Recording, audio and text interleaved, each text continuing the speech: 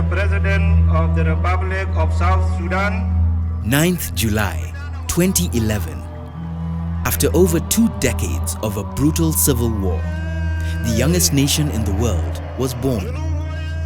Hope and excitement filled the air as the people's dream of peace and prosperity would finally be realized.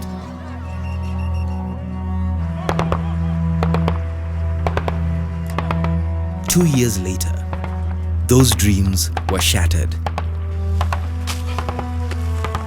It's a pity for the people of South Sudan that after 22 years or more than that of struggling to get our own independence and our own country, that we felt that we will enjoy and develop it. And then a few years down the line, we South Sudanese again start fighting among ourselves. It's a pity indeed. All the aspirations, the conflict that started has again shattered away the ambitions.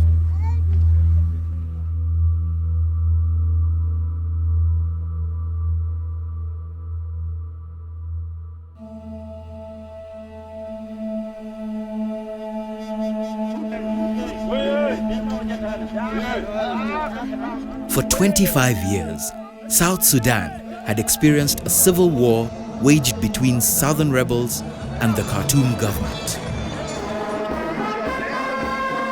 Finally, in July 2011, South Sudan separated from neighboring Sudan and gained its independence.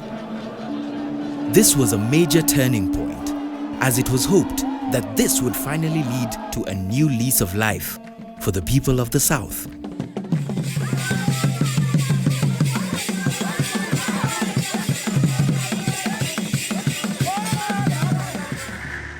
In December 2013, the hopes and dreams of the people of South Sudan were dashed when the country erupted into a brutal armed conflict between government forces led by President Salva Kiir and the then Vice President, Dr. Riek Machar.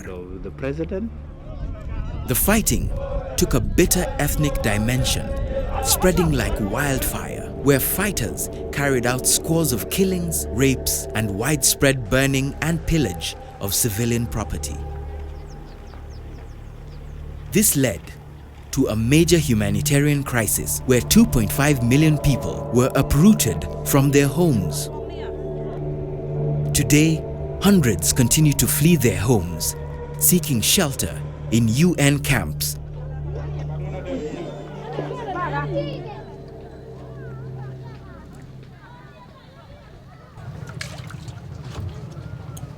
The things was began on Saturday in the evening in Gera Jebel, and then we have just heard the gunshot. We managed to sleep at home. Then on Sunday in the morning, they have reached to our area in Mengaten. Then when they have reached to Mengaten, we have seen that fight won't be just only soldiers, but it will also goes to civilian. Rhoda was staying with her dad in Juba when disaster struck. She managed to run for her life to the safety of a UN camp. I came to Juba for a holiday. Then we talked with my dad and he had agreed to take me to university. And I joined university for only 1 year and the money went off. I didn't complete it. My dad was preparing for me to go back, but the crisis happened and we all broke. There is no money for me to go back to school. It's affected me a lot because let me just say, before crisis happened, I never been far from my family. When I finish my school, I want to come and work. Let me just say, I want to just come and work for 1 year, and I get a good husband and get married because I always like to be a good mother in the future.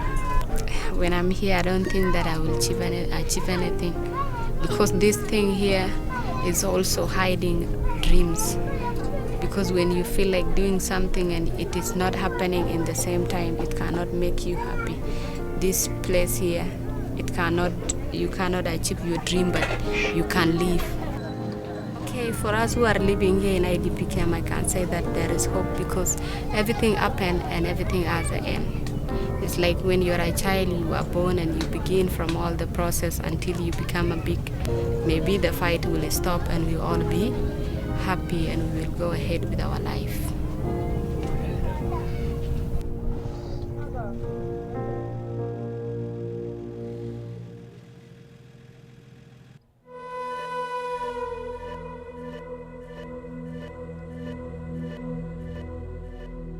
In the midst of its own civil war, South Sudan hosts 266,000 refugees, majority of whom cross the border from Sudan.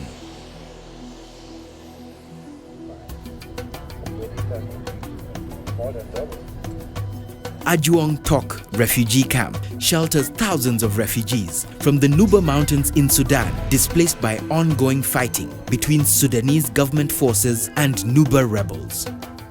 When the war broke out in Nuba Mountain, the government of Sudan tried to bomb to our village with the Antonov, the Aya Street and the big guns, and they destroy all our property, our schools, our hospitals, and all the things. People escape from the village to the mountains, and they end up staying in the caves, and nowhere to go. I'm called Samson Yunan Fachali. I'm 21 years old. I'm from Sudan. I'm in Ajongto because of war in my country. Because before the war, I was grown up in my family. I've been staying with them in peacefully. I continued with my school. But when the war broke out, I escaped and then we separated. Now I have 1 year and 3 months fully without seeing them. Where are they now? And I'm not getting information about them. In the sport, I like football much because it is helping me in body feeding. I can run and move, and it attracts me with my colleague from different places. When I go for a game somewhere, I can get some people from different places. Then from there we know each other, and really it is give me more fresh and fresh in my mind. I forgot what was happening to me in Nuba Mountain at least. The gift of Jesus Christ or Jesus' power over things. Education is very important because the world of nowadays, if you're not educated, I don't think you'll serve your people. My hope in future, I first want to go for my further study. After I finish my further study, I wish to be a journalist, an eye of people, reporting the problem that people are facing in the community. I'm joining the rebel, I'm fighting now. The difference is that I'm not fighting with a gun, but I'm using a pen. But Jesus was sent by God to come and die on the cross. This is my dad photo. In Nuba Mountain, he is inside his farm. This is his farm. And here is my colleagues in Nuba Mountain. Here is my group from Photo Journalists. And here is some photos that I'm taking. And here again is photo for my learners in the schools. This is all what I'm doing. The most thing that I miss my mom and father because I have not stayed with them. And the love of mother and father, I have missed it. I miss it really.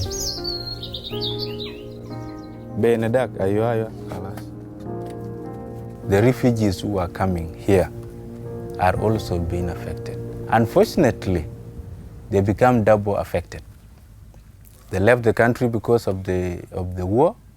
Reaching here, they find these other countries fighting. So they are like left in dilemma with no choice. Seeing back home is a problem.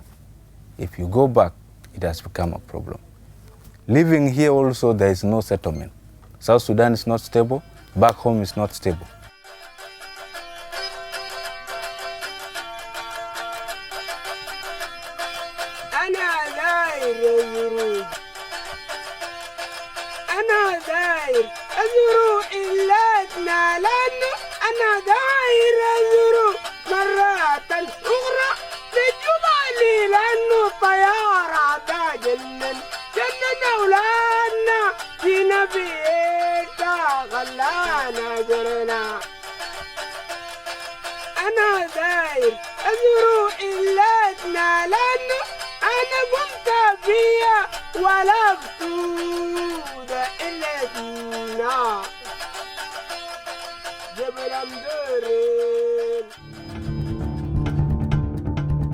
In neighboring Kenya is Kakuma refugee camp.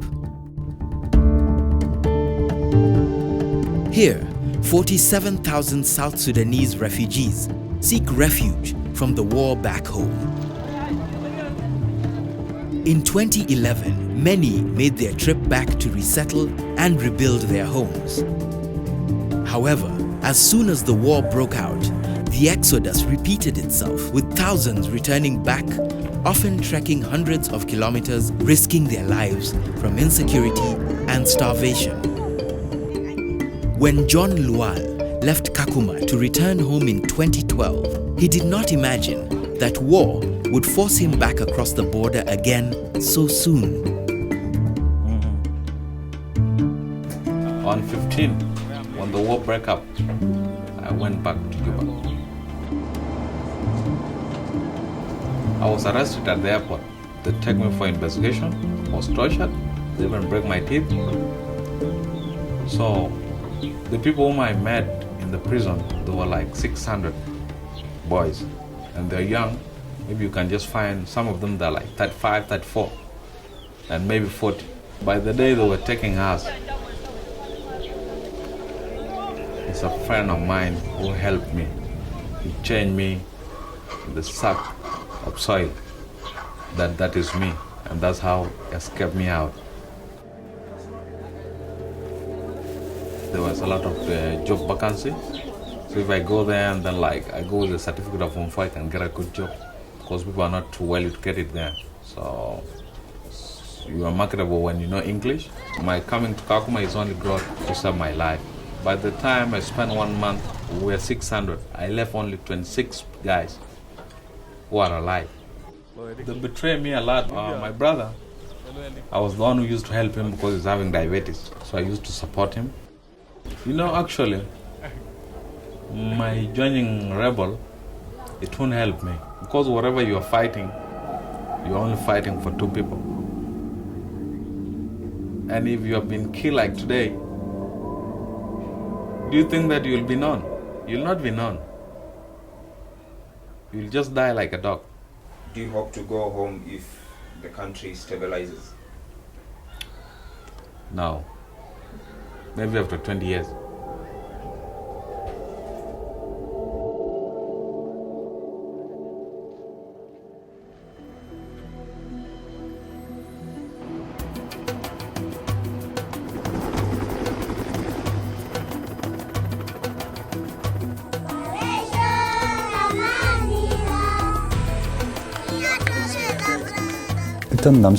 First of all, South Sudan is a young country that gained independence in 2011 after a long conflict with the North. The country is in a way very similar to Korea, which remains a divided nation and is technically still at war.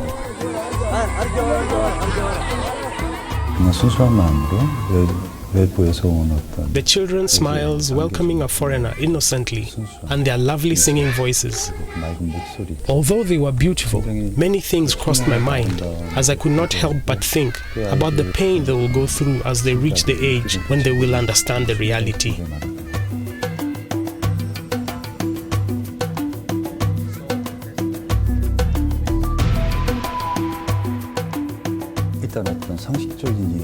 In my knowledge, a delivery room is where the hygiene and sanitation are maintained at their top standard.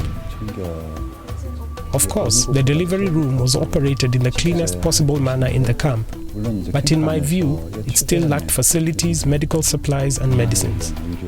At the clinic, the premature babies were facing additional problems in nutritional supplies. It was sad to see all this.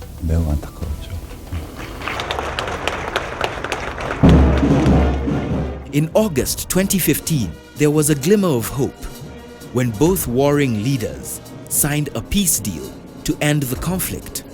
Sadly, both parties continue to violate the peace agreement, and sporadic fighting continues. A war that spiraled out of deep political differences will take a long time to heal and recover. We are staring at the South Sudan. Talking to those who were with me in Addis Ababa for quite a while, I think they've realized what their mistake is. And I think they want to go back and make a difference from both sides. both of them want to go and make a difference. They will only make a difference if they are not going to be competing of who is going to be in control. At the moment, we are all holding our chest to say that the peace agreement which was signed recently holds. Because if the peace is not holding, it will be difficult for these people to return to their place of origin.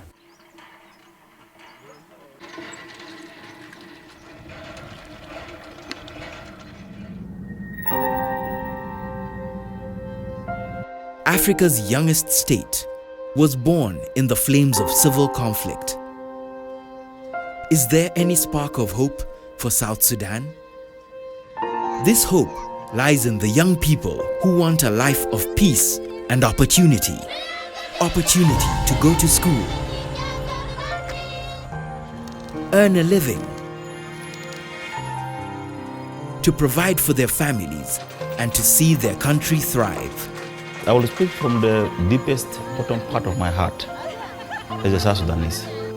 Yes, there is hope for South Sudan, in a sense that my generation will not sit and watch this country to be handled by politicians who are just greedy for power. We're hoping that we the youth or the young generation will engage our politicians to say that enough is enough. We need to be like Kenya. We need to be like South Africa. We need to be like the United States. We need to be like South Korea. We need to be a manufacturing country. We need, in fact, if we are farmers, if we are to cultivate or produce food, we will even end up feeding Kenya or Uganda at one point. But today we are importing food, not because we are less people. South Sudanese people are hardworking people, but the situation cannot allow South Sudanese people to prosper. So for people to prosper and develop, there must be peace. Politicians must accept, change of government, rule of law, good governance. See, some of these things must happen. So we feel that we, the generation of South Sudan, the young generation, we would like our politicians to have this country in their heart. To be a refugee is just like you are in prison. That's self-prison.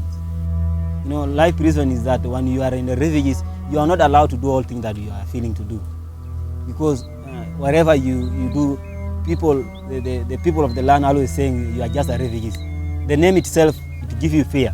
It cannot let you to do what you want to do. Because the name refugees alone is not matter that you are refugees.